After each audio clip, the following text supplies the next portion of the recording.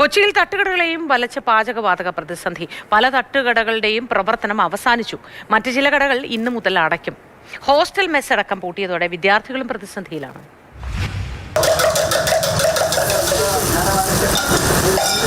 പാചകവാതക പ്രതിസന്ധി ഹോട്ടലുകളെയും വീടുകളെയും മാത്രമല്ല തട്ടുകടകളെ പോലും ബാധിച്ചിരിക്കുക എന്ന് വെച്ചാൽ അതിരൂക്ഷമായി തന്നെ ബാധിച്ചിരിക്കുകയാണ്. പല കടകളും ഇന്നുകൊണ്ട് തന്നെ പ്രവർത്തനം അവസാനിപ്പിക്കുന്ന ഒരു സാഹചര്യത്തിലേക്കാണ് പോകുന്നത്. നമ്മളിപ്പോഴുള്ളത് കലൂർ സ്റ്റേഡിയത്തിന് സമീപത്തായി പ്രവർത്തിക്കുന്ന മുരുകണ്ണൻ്റെ തട്ടുകടയിലാണ്. രാത്രികാലങ്ങളിൽ നിരവധി ആളുകൾ ഇവിടെ വന്ന് ഭക്ഷണം കഴിക്കുന്നതാണ്. ആളുകൾ തേടി വരുന്ന ഒരു തട്ടുകട കൂടിയാണിത്. ഗ്യാസിൻ്റെ ഒരു പ്രതിസന്ധിയൊക്കെ ഉണ്ടല്ലോ. എങ്ങനെയാണ് ഈ നിലവിലത്തെ ഒരു സാഹചര്യം? എല്ലാം കൊണ്ട് എല്ലാവർക്കും ബുദ്ധിമുട്ടാണ് ഭയങ്കരമായിട്ട്. കട ഇപ്പം നാളെ ഇന്നലെ കഴിഞ്ഞ് ഇനി കട അടയ്ക്കും. ഇന്നത്തോടെ തീർന്നു. ഇനി ഗ്യാസ് വന്നാലേ കാര്യം. കുറേ ആളുകൾ വരുന്ന കടയാണല്ലോ, അപ്പം അവർക്കും അതൊരു അതുണ്ടാവും. നമുക്കെല്ലാം പണിക്കാരുടെ തന്നെ പ്രശ്നമുണ്ട്. കാരണം ഞാൻ ഇപ്പോൾ കട അടച്ച് കഴിഞ്ഞാൽ എത്ര പേരുടെ 6 പേരുടെ പണിക്കാരല്ലേ, അത്രയും പേരുടെ നഷ്ടങ്ങൾ പോയിക്കൊണ്ടിരിക്കും. നേരത്തെ വരുമ്പോഴത്തേക്കിനും കുറെ കടികളൊക്കെ കാണുന്നതാണല്ലോ. ഇന്നെന്താ ഗ്യാസ് ഇല്ലാത്തവർ നിർത്തിയതാണ്. നാളെ തൊട്ട് ഇഡ്ഡലി ദോശ ദോശ.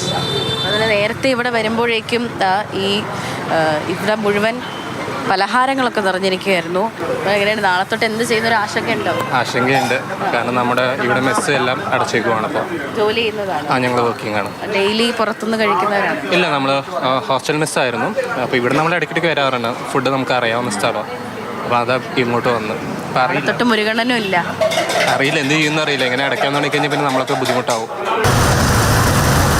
ചെറുതും വലുതും അങ്ങനെ ഏത് തരത്തിലുള്ള കടയുമായിക്കോട്ടെ വലിയ രീതിയിലുള്ള പ്രതിസന്ധിയിലൂടെയാണ് നിലവിൽ എല്ലാവരും കടന്നു പോയിക്കൊണ്ടിരിക്കുന്നത്. ബദൽ മാർഗം എന്നാണ് എല്ലാവരും അന്വേഷിച്ചുകൊണ്ടിരിക്കുന്നത്. 2 ദിവസത്തിൽ കൂടുതൽ മുന്നോട്ട് പോകാൻ സാധ്യതയില്ല.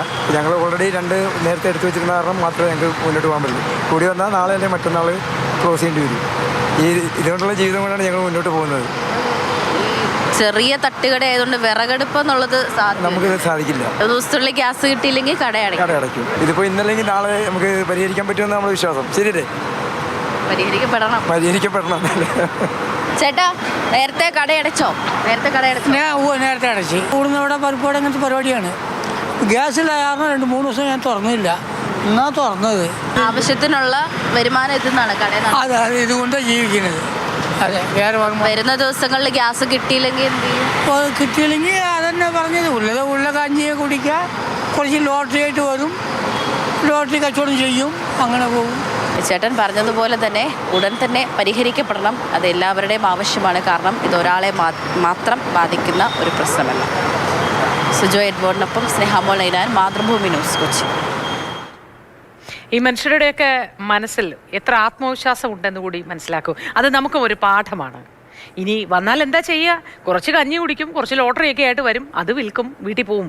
അതാണ് പറയുന്നത്. മറ്റൊരാൾ പറയുന്നു ഇതെന്തായാലും പ്രശ്നം പരിഹരിക്കപ്പെടണമല്ലോ, പരിഹരിക്കപ്പെടുമായിരിക്കും അല്ലേ, 2 ദിവസത്തിൽ പരിഹരിക്കപ്പെടില്ലേ എന്നാണ് ചോദിക്കുന്നത്. ശുഭാപ്തി വിശ്വാസത്തോടെ മുന്നോട്ട് പോവുകയാണ് മനുഷ്യർ.